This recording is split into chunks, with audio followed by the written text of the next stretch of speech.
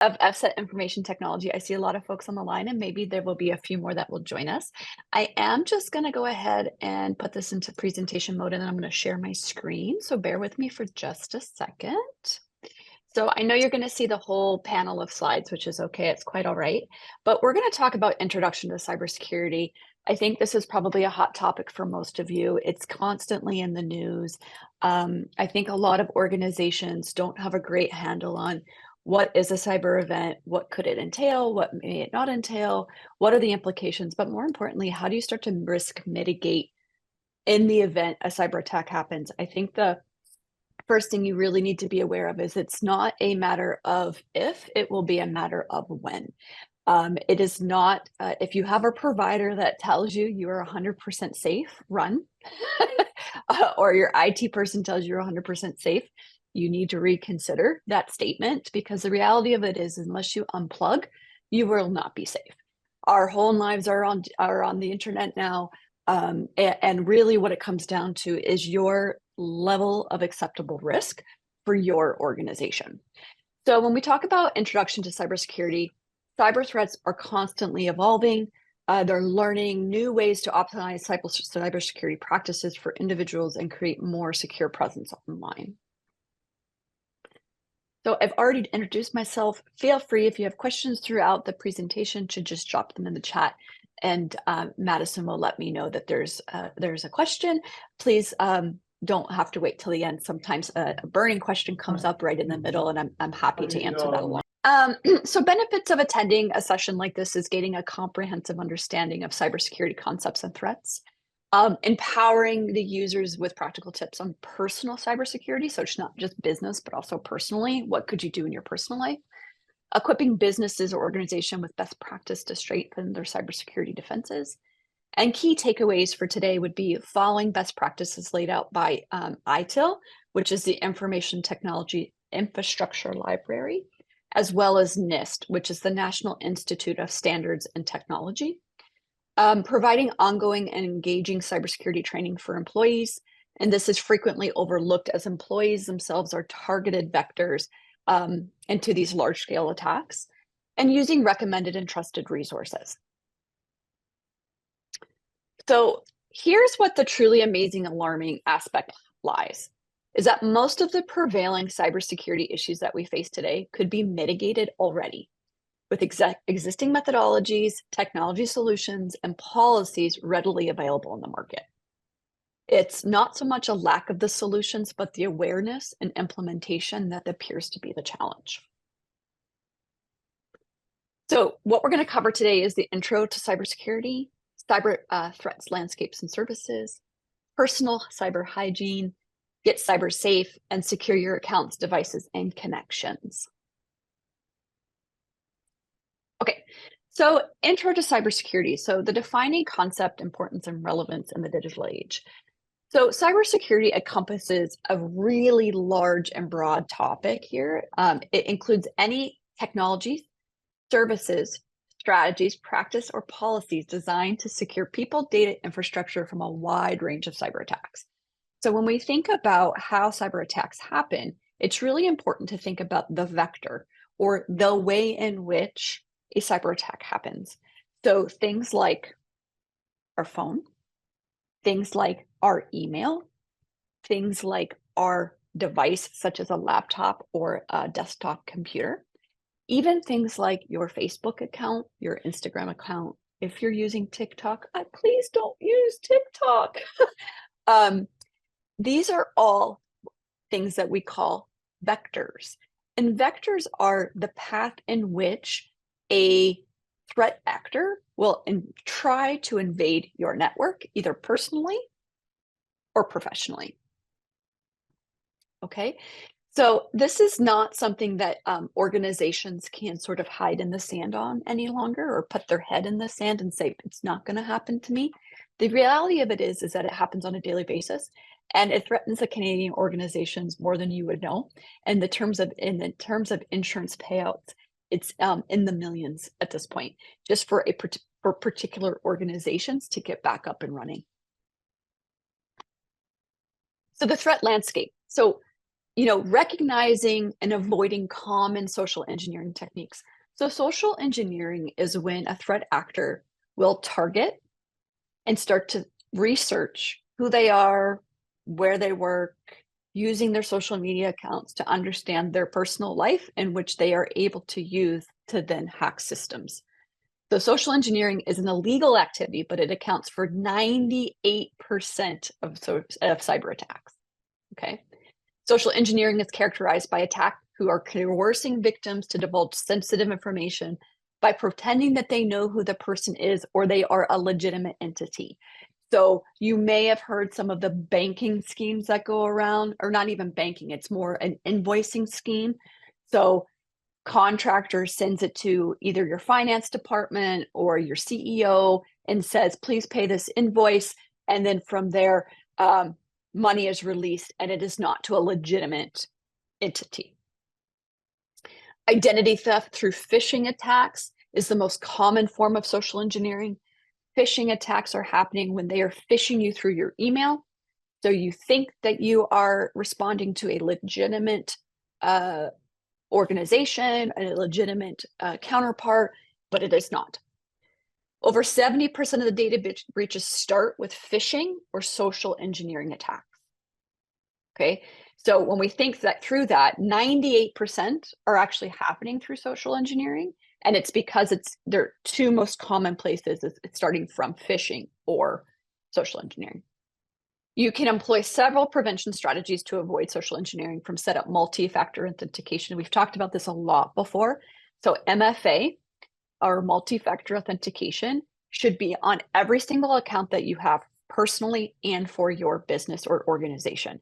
That includes email, that includes your social media accounts, that includes your banking accounts. If there is one takeaway that you take away from today, MFA everywhere. If you do not have that set up, please do that today. Setting up multi-factor authentication for your accounts and training employees to identify suspicious behavior. Okay, so the threat landscape, recognizing the most common traits of social engineering attacks, will help you understand where and when things look suspicious. So social engineering or bad threat actors will use heightened emotions. So they will try to make you have a fear of losing your job or fear of something happening that seems sort of out of left field. Spoofing a sender's address. So happens when you see someone like, say, for example, Nicole Brown, and it hits your inbox, and my team sees a Nicole Brown in their inbox and they say, oh, that's from my boss. The reality of it is if you hover over the name in the email, you can actually see the email address. So when you see that come in, look at the address and the address bar. And if it's not really from your organization, then you can tell right away it's a spoofed email.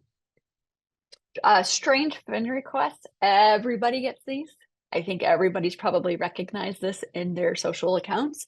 If it's strange, it's probably fishy. Unprofessional websites that are targeting you from a business or personal perspective. If something's too good to be true, trust your gut, usually is. Suspicious attachments. This is also very common. So if you're getting a suspicious attachment, like, please open up this invoice immediately. Why would I be getting an invoice? Questioning why you're getting things when you typically wouldn't get them is also sort of that gut check to say, this doesn't feel right. Maybe I shouldn't open it. Questionable sender. This happens a lot. I'm sure you have Gmail or Yahoo or Hotmail or any of those other accounts, and you just get bombarded with random emails from random accounts. Hopefully you're just deleting them. Refusal to respond to questions. So if you are responding and you're asking questions of the individual who is sending you things via DMs or via email and they're not responding, good indication that it's not legitimate. And the other thing would be an unidentified sender.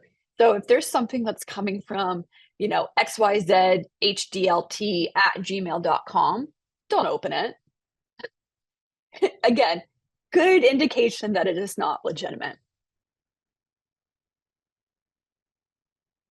Okay, so cyber threat surfaces and defining concepts, importance, and relevance in the digital age. So when we think about the level of threat surfaces, we here at FSET talk about things in a number of varieties. So when we think about the big picture nation states, these are states like China, Russia, things like that, where it would be very difficult for the everyday organization to be able to prevent nation states if they so wanted to try to hack you. This is a much larger conversation that requires a bigger pot of resources than most people have. And the short of it is nation states, if they want to get in, they're going to get in. That's just the reality of it, because they have deeper pockets than most of us. So this is why CSIS in Canada fights the big guys on Canadians' behalf, because they do have the deeper resources to fight nation states. Then we have cyber criminals, right? And their real goal is profit. They want to make money off of your data, or just the fact that they've taken your information, and that's their motivation. Then we have hacktivists who are really ideological. For whatever reason, they're looking to make a statement, and they target based on whatever their ideology is. Then we have terrorist groups who are ideological violence, which we all know about. Then we have thrill seekers who are just trying to do it to see if they can do it, right? And then we have inside threats, which are discontent. So inside threats could be to your organization, could be a number of threat actors that have information within your company who are trying to prevent harm. So personal cyber hygiene. I really like to talk about this because if you are able to have personal cyber hygiene in your family life and in your personal life, then it really does help to think about this in your business life or your organization. So cyber hygiene is often compared to personal hygiene, much like individual engages in certain personal hygiene practices to maintain good health and well-being. Cyber hygiene practices can keep your data safe as well as protected. Okay, so for cyber, when I talk about personal cyber hygiene, the big one, which we've already talked about, is multi-factor authentication. I cannot stress that enough. If you do not have MFA on your email, Gmail, Yahoo, Hotmail, and your work email, that's something that needs to get set up straight away.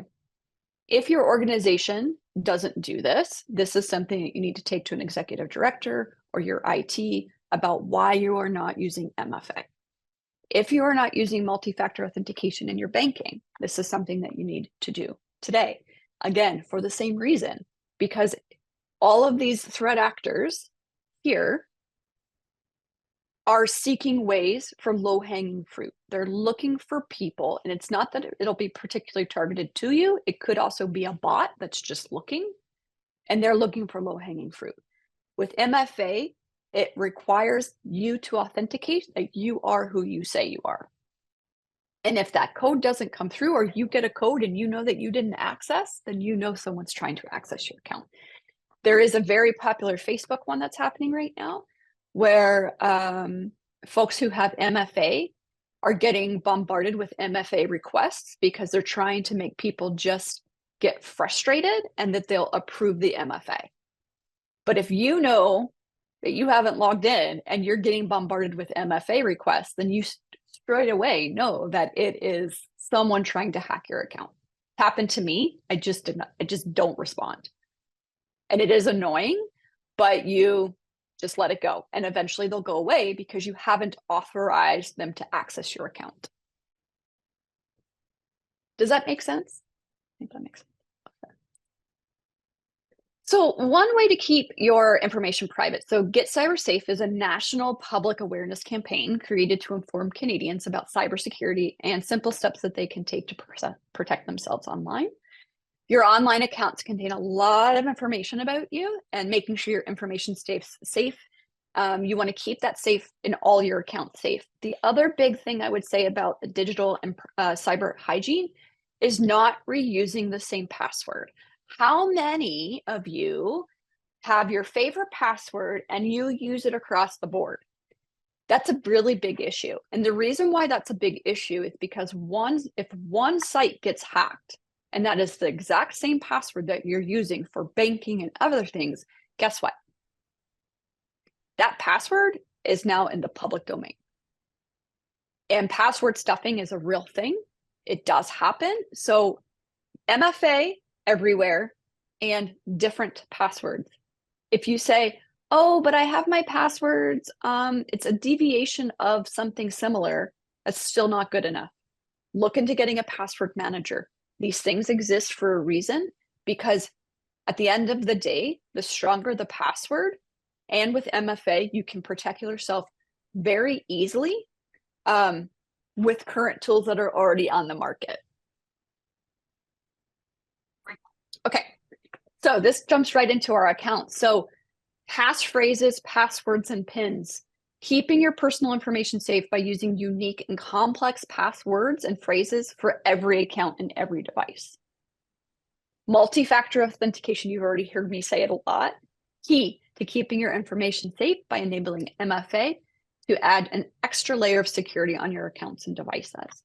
Password managers, I just talked about this, helping to track your login information across your accounts and devices. And social media accounts can be an easy way for cyber criminals to learn about you. So take precautions before you post.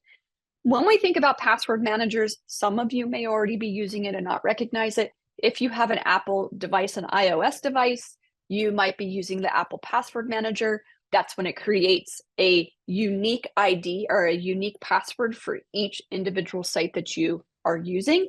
Devices that you, password managers that you can use, that 1Password, for example, there's one called Keeper that you can use. There's loads of them on the market. Research before you just go and buy. Some are better than others. Okay, so devices. Again, when we were talking about devices, this includes any vector. So a vector is a way in. Laptops, computers, gaming systems, storage and backup, phones, tablets, TV, smart devices, and system updates are critical. All of these devices need to be locked down. Otherwise, it is a vector into your network, either at home or at work. Okay, so securing your connections using a protected Wi-Fi, Bluetooth, or other connections. So virtual private networks at your home, all shared Wi-Fi networks, make sure it's secured to protect them from being compromised. So many of you at home probably have a Wi-Fi network, right? And it's password protected. That means that your neighbor shouldn't be able to use your Wi-Fi. That is by design, right? Virtual private networks, using a VPN to create or shield between two devices to browse the internet privately and securely. So think of it like literally it's a tunnel. Public Wi-Fi, take good care when connecting to public Wi-Fi as everyone has access. So if you're doing banking on public Wi-Fi, do you think that that's a wise decision? Likely not. These are things that we don't think about because we have access to the internet every single day, usually in most locations. But public Wi-Fi is not something I would recommend for sensitive information. Bluetooth. When you have devices, when you have Bluetooth turned on, hackers can detect when devices are using Bluetooth. So again, it's your level of risk that you are accepting when you're using this type of technology. And then firewalls. Pick up and maintain a firewall that is right for you in your organization, because it allows other devices from trying to access the internet. So it is a wall that protects inside versus outside. So Get Cyber Safe is a checkup. You can find this online. It is just, you can search Get Cyber Safe, and it's a real-time collaboration. It has loads of information for organizations around what needs to happen to be cyber safe, auditing, reporting, secure external sharing, data loss prevention, etc. For those organizations that are just beginning their endeavor on cybersecurity and what it really means, Get Cyber Safe Checkup is a really great place to start. And the link is actually right here. So your online accounts contain a lot of information about you and your organization. So make sure that information stays where you want it by keeping your accounts secure. And where you can start is the Get Cyber Safe checklist, which will allow you to sort of do an inventory, both personally and professionally, for your organization to see where you stand. And um, we do offer free of charge, basically a assessment to see where organizations fall on their level of risk. Um, this is one of those moments where it is a bit eye-opening for folks when they realize that where they fall on the risk scale. Because then what you allowed you to do is start to see what are the big things we need to tackle first? It gives you a bit of a roadmap as opposed to just saying, oh my gosh, we have so many things to do. Where do we start? Having an assessment allows you to see the laundry list of things that need to get done, but prioritizing the ones that are the most important, like, for example, MFA, or perhaps updating your Microsoft Exchange server, things like that. So I'm going to stop. I know I gave you a lot of information, but I wanted to see if there are any questions.